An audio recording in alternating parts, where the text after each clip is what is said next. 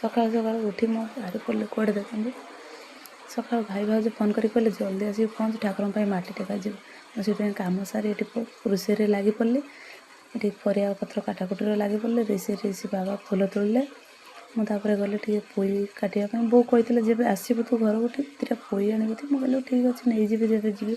से आज जाऊँ तो से काटी पकेली एपटे रोषे हो गला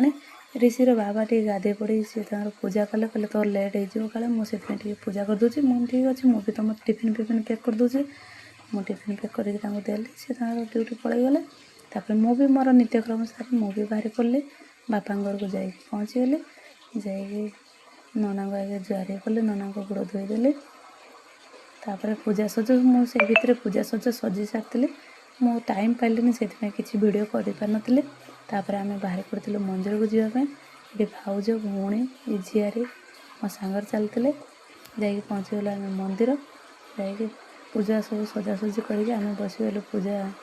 फल काटापी से पूजार सब सामग्री दे देलु तापर पूजा से चली आम ये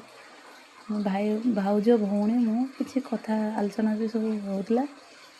तापर मो भौणी गोटे नड़िया फटे देके रखीदेला मुझे कौच पानी टे देखूँ जगह नहीं किसी मुझे ठीक अच्छे फिंगिदे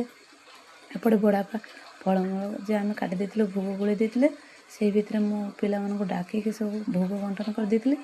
एपटे भोज दिया होता समस्ते जुआर हो कले मटी टेका भी ठाकुर होगला तापर आम समस्ते बाहर घर को जावा भितर मुझे भोग बांटी देती रास्त एपटे आसी घर पहुँचला जी सब बंधुबांधव आसते समस्ते खायापी बसीगले समस्ते खाई सारा पर मु भी बसीगली से सागर खायापी बहुत जोर भोक लगी तो 2:30 3टा गला मुझे जिते पूरी तरकारी दीपर खाइले भी कौन मन बुझे जिते पर्यटन बोऊ को हाथ रंधा न खाई तो आगे बोऊ को हाथ रंधा खाई